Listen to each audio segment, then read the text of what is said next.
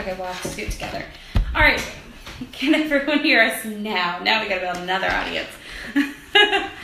Well, I was trying to use the nice equipment, but we'll see. Yeah. Hi, Mom. Can everyone hear us?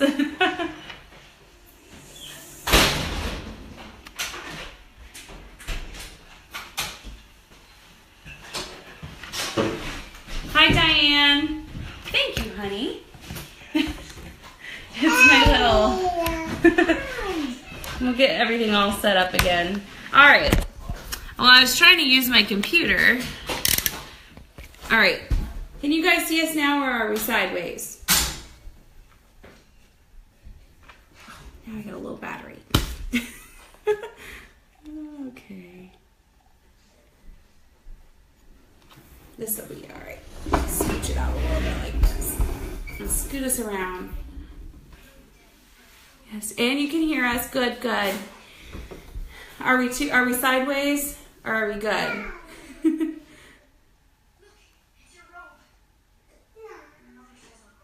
I want to make sure we're in the, if we can't do this sideways thing. Yeah. You were sideways. Okay. I didn't think so. Yeah, or I didn't think we could do that. Let me see. Make sure this is tight down on here. Well, it's just a troubling day, huh? We'll get it, and we'll get this started. All right. Can you see us now?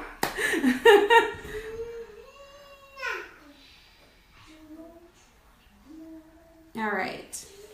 Oh, where'd our comments go? There they are. Okay. Get us all situated. Make sure we don't fall down. I should be stuck on. There you go. There we go. All right. Now we can get started. So, everyone, I'm sorry about that earlier. I was using new equipment and it just decided not to work on us. So, I just wanted to thank everyone for joining us for Mommy Chat Monday. If you haven't done so, in the bottom left-hand corner of the screen, make sure you share the link so we can get more folks involved in the conversation. I'm going to push this back a little bit so you can see us both. And hopefully we won't keep falling down. This is why I switched to the computer. All right. Oh, yes, Marcus saved the day. I'll do what I did last time. I saved it with a box of macaroni. Oh, okay. And held it up, but I don't know if I have it anymore.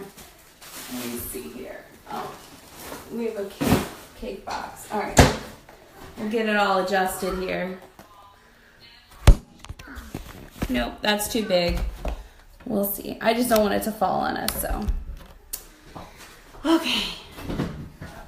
All right, we got it this time, I think. We got us both in the screen. All right, welcome to Mommy Chat Monday. It is our third week. Today we have Stephanie Sebring. She is a lovely, lovely woman I met through our church.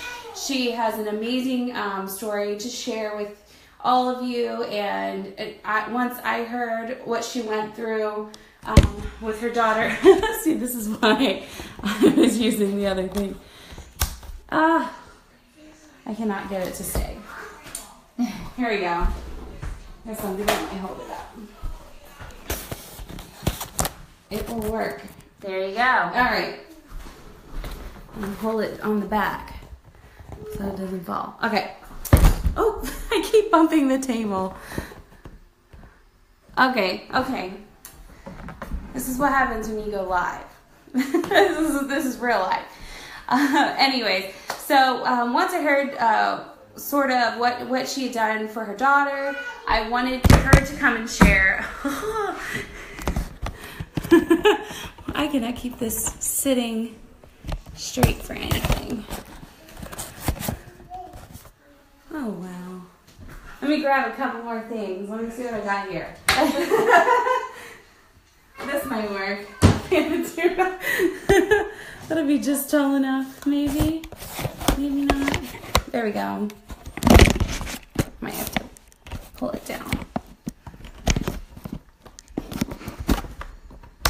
All right. Hopefully that stays. All right. We'll see if that stays on there. Now stick it under there like that. There you go. There. Okay, I think it's gonna stay now. Hi, Lindsay. Hi, everybody. Thank you for joining us again. But anyways, so Stephanie is going to share with you guys some things she's learned throughout her journey, and we'll just kind of talk about advocating for your child and being a better advocate for your child, because sometimes as moms we have an intuition about something, and maybe the professional says something different than what you feel like is best for your child, and we as moms sometimes need to learn to speak up and be that advocate for our child, because they can't speak for themselves. So hi, Rachel. I'll scoot us back a little bit further. But anyways, we'll go ahead and get started. Stephanie, did you want to share your story or a little bit about yourself with everyone now that they can hear you? Okay. So I am a mother of 5 girls and a boy. Jessica's the second oldest, and she was born with a chromosomal abnormality that nobody else had. Her dad nor I, either one, were carriers, so she's a very special gift. And she has presented a lot of challenges over the years, most of them in respect to, in the beginning, doctors, and then school, and now doctors again. So we have quite a lot of experience in other people telling me how things should be for Jessica. Anyone who knows me knows that I'm a very assertive person, sometimes to a fault, but when we as moms have an intuition about something with our kids, I think that it's important that we follow up. I don't know how old the audience is. I am heading to 50 very quickly, and our generation was taught that the doctors are pretty much the be-all, end-all. They are the bosses. They know what they're doing. And while I'm not going to say that that's not true, I do want to remind you as a mom, as a dad, even as a grandparent now raising some of your own grandchildren, you too are an expert, and you too know what goes on. Sometimes even a little bit more than the doctor does, because you're with the child a little bit more, or even more so than the teacher because you're with the child more. So it doesn't really matter if you're advocating in a school setting or in a medical setting, and sometimes we advocate for other people. You know, the definition is to bring about a positive change for someone else. Absolutely. Sometimes we have to advocate for ourselves, but mostly in the arena of being a parent or a spouse taking care of a loved one, we have to effectuate positive change for others. And doing that requires a very special set of skills, some that you may have just inborn. Right. The others you definitely will develop as you go. Yeah, absolutely. Yeah, I think as a mom I've learned, because when my first daughter was born, I would always go by what the doctor said as far as milestones, introducing new foods, even if my mom intuition said she's ready for this or she's not ready for this. Or maybe this formula isn't the right formula, even though the doctor said it's the correct one. And then once she got to school, we had an experience where her first year of kindergarten was awful. It created anxiety for her because she was in an environment that wasn't the best for her. And when I finally took her out of the school kind of gave me a hard time about it, about putting her in the school she's in now, which is a Montessori school. And they said, well, I actually had one teacher in the office tell me, oh, well, I've heard about that. I guess it's kind of interesting, but I don't know, like kind of gave me like a hard time about that type of school, because it is a very different way of teaching and a very different teaching method. But in that 1 year that she's been there, I've seen tremendous growth in her and an amazing difference in her than what I saw the year prior, where she was coming home crying every day, and I knew this just wasn't the right place for her. Even though the professionals, the teachers, the school, they were telling me this is what she needs, she needs this type of discipline and this.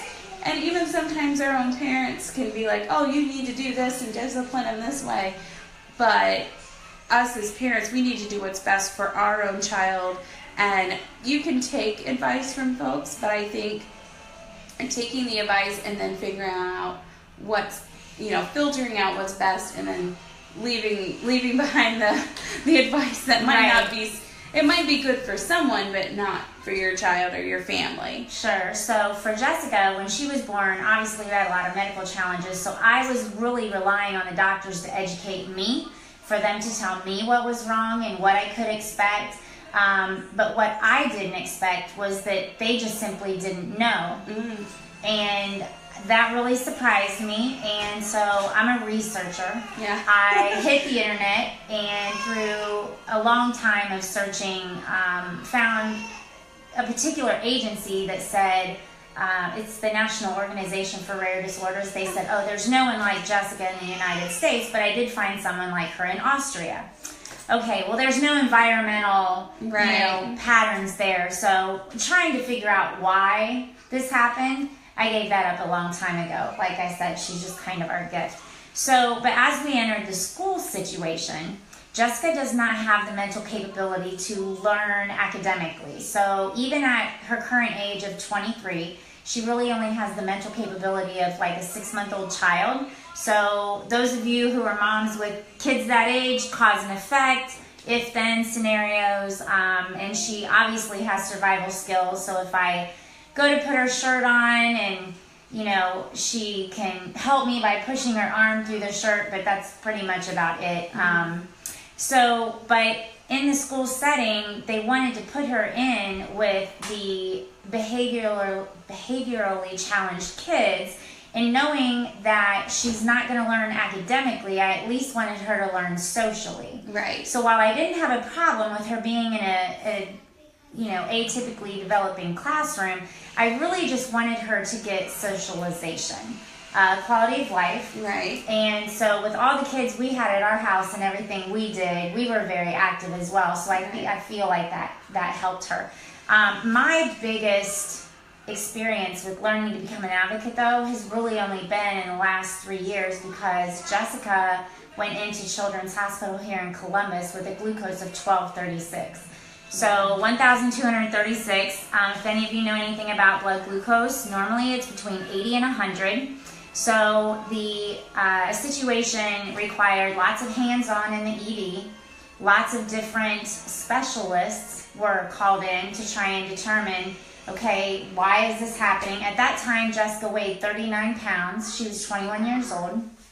And we found out that she was a type 1 diabetic. Jessica, I forgot to mention, is nonverbal, so she can't tell me when she feels good or bad. She can cry, she can fuss, that's about it.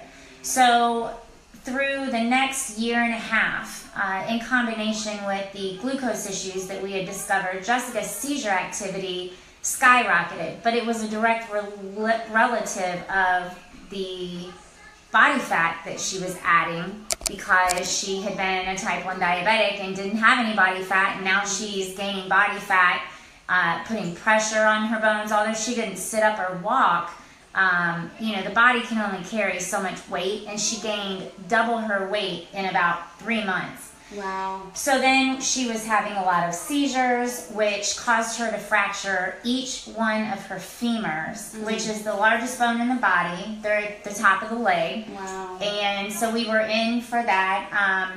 Obviously, people look sideways at you when there's no bruises on your child, but you're bringing them in with broken bones.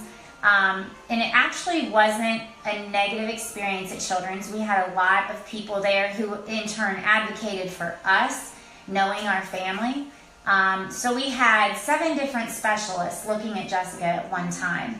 I did feel like I was overwhelmed, and I didn't know that I could take care of Jessica when I got her home. There was so much new information with her now being a diabetic and the seizure activity increasing to the point where we needed to add a bunch of medication. So anyway, all of that to say, the last 3 years, I have had to acquire a certain set of skills in order to get the best outcome for Jessica. And the biggest one of those is I had to educate myself. I had to trust myself, and I had to get organized. Those 3 things are really important.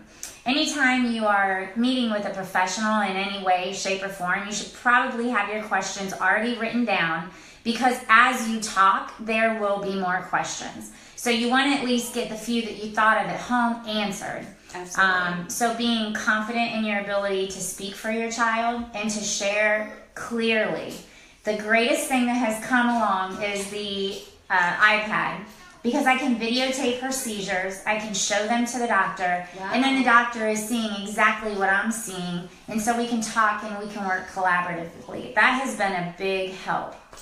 That's a great idea. Yeah. So sometimes as parents we feel like maybe we're all by ourselves in whatever situation you're in. The one thing you should know is there is always a group of people that have either been where you are or are about ready to be where you are. So having said that, you can either get help from other parents or you can be a help to another parent. And I really can't stress that enough, because your experience, it doesn't matter how large or how small, it will help someone else. So I really feel like it's important to share what you've been through with other people. Absolutely. And that's one of the reasons I wanted to create this medium of moms sharing information through this mommy chat and having, guests each week, because I really think it's important for us to learn from each other and to share what we've learned about our children so we can make the best decisions for our kids. And, it says a wise man learns from, other people. Yes. Because you don't want to make the same mistakes maybe someone else did as well. And you did bring up a good point about making sure you have your questions prepared ahead of time. And Stephanie had shared a great article with me. And in that article, it had talked about, although it was for school, a couple of them could go with medical as well, with sharing... or with making sure you come to your appointments prepared, whether it's a parent-teacher conference or some other meeting with a professional, or as far as your yearly doctor checkups. And then another one was don't delay getting support for your child. So if you feel like there's something going on, don't wait until their yearly checkup. Don't wait until the parent-teacher conference. Give that teacher a call that week, or give that doctor a call and make a special appointment to address the particular issue. And so make sure that you have your ducks in a row, you're prepared, you're organized as a parent, and when things arise, make sure you get them addressed right away and it doesn't become a problem that's worsening, or maybe something that has become out of hand because you waited too long to address it. So. Right, and I'll give you a perfect example. Just today, we had Jessica in the emergency department last Thursday for something totally unrelated. They took an ultrasound and we found something new. Jessica has some cysts on her kidneys, and the problem is that the urology department literally told me we did blood, we did urine, we did stool, we did respiratory, and everything came back negative. Maybe you should go back to your general practitioner. Well, those comments set my blood pressure right through the roof. I am actually one of the very few people who I think I have the best general practitioner ever. Susanna Johnson, you're awesome. She really takes good care of us, and she's always available if I need to ask a question. And, if she doesn't know, she'll tell me she doesn't know, but she'll go and find out. So I've learned a lot there. But the urologist is the specialist. Right. So why would you send me back to a general practitioner?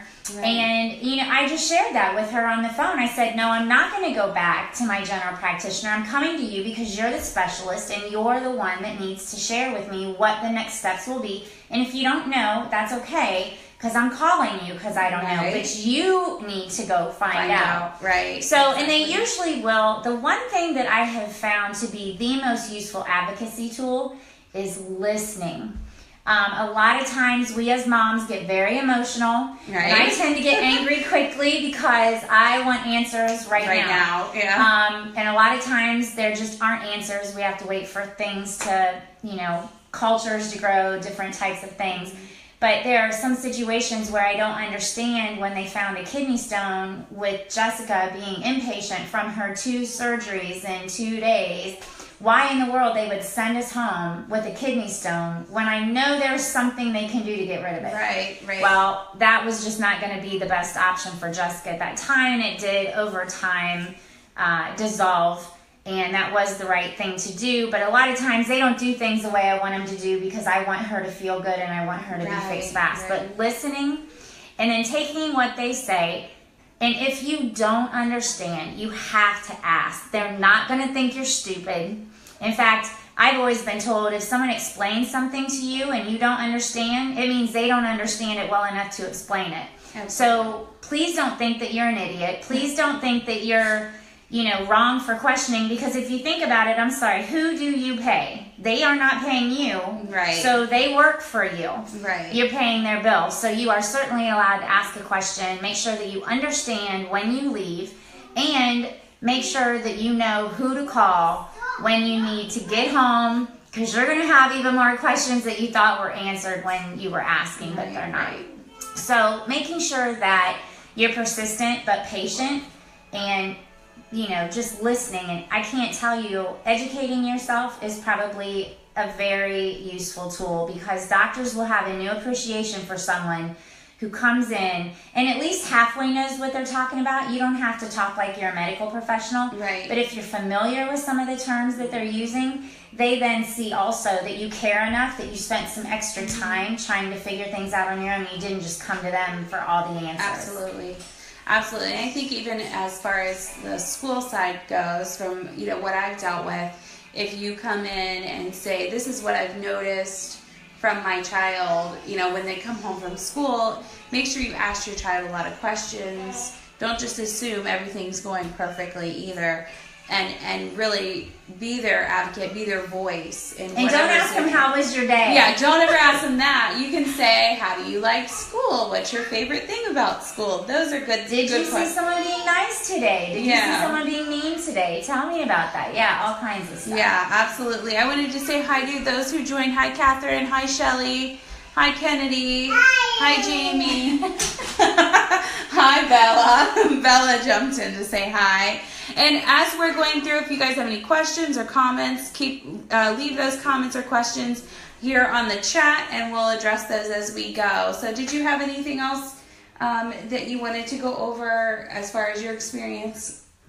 I think that it's just an ongoing thing. As long as you have a child, you're always going to be an advocate. And so if you haven't developed the skills in order to advocate for your child, and you know someone that has, or there's lots of things you can Google to find out, what is it that I need to better advocate for my child in a particular situation, because I'm betting that you are not the first person that has your situation. Because I know, even though they said there's no one like Jessica, well, there isn't anyone like Jessica. Yeah.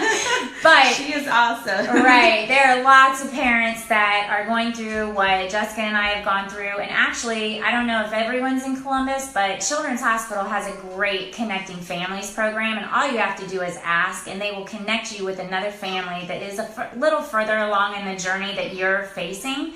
One of the decisions that I had to make was whether or not to put Jessica through surgery to place a battery pack in her chest that I could swipe with a magnet to stop her seizures from becoming so severe and so frequent. Well, as the neurologist explained to me, she's still going to have seizures, she's still going to take medication, and yes, we do want you to have this surgery. And I just didn't understand why I would put Jessica through that, continue to have seizures, and still take medicine.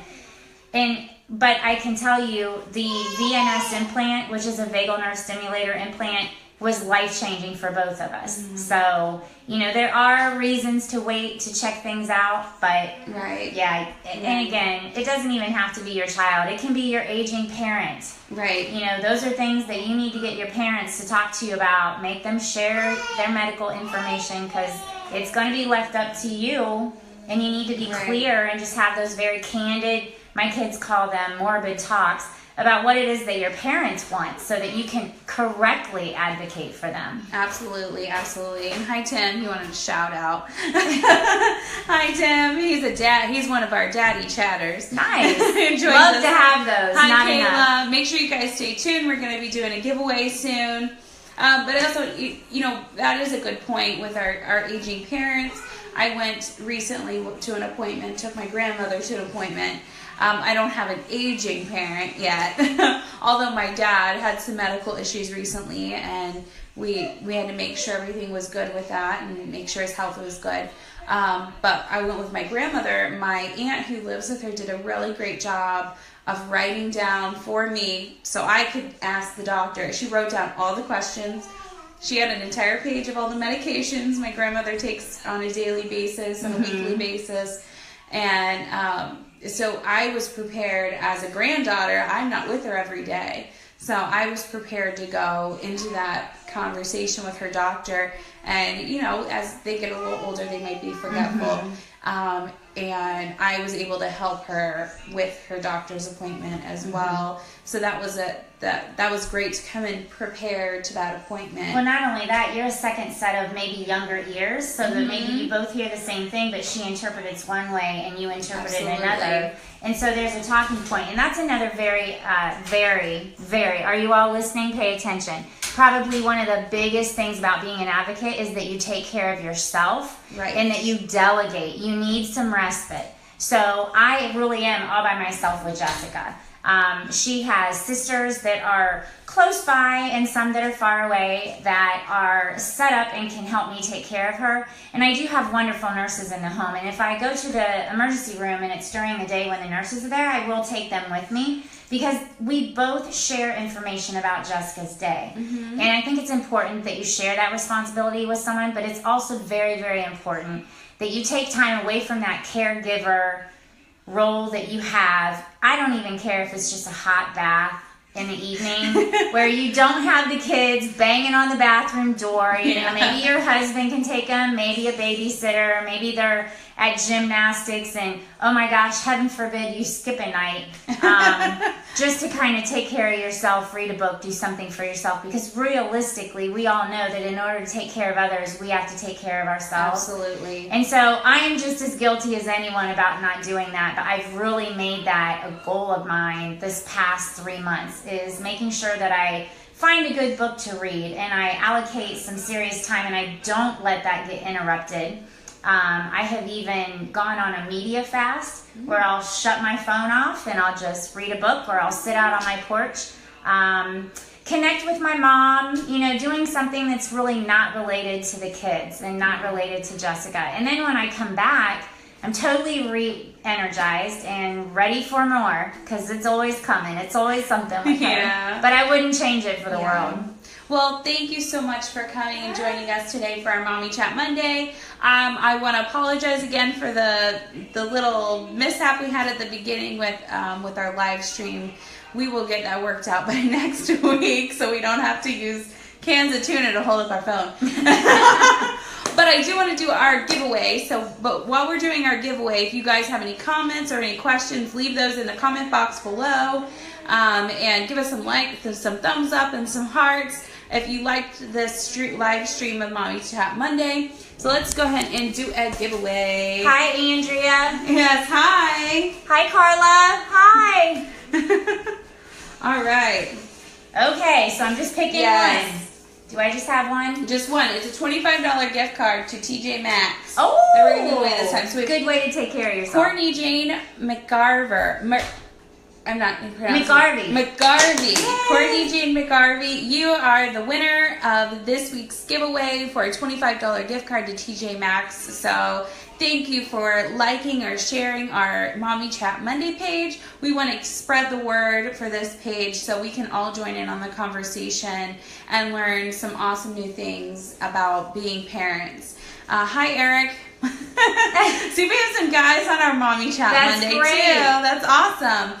That's awesome. But I just wanted to thank you again for joining us, and I apologize again for the beginning, how it was all messed up. But I think it worked out really well. It was a great conversation. And I really think we need to take this to heart and make sure we're the voice for our children, for whether it's our aging parents or for ourselves, and advocate for ourselves. So let's see. Mommy time is what all mommies need to refresh. Right. Yes, Jamie. Good. Yes, we need some mommy time sometimes, and make sure as an advocate, like you said, to take some time for yourself and relax and rest from being that mommy that you have to be, or that dad, or that daughter to that aging parent, whatever you have to be. So I do thank you again. And next week we will have another guest on our show.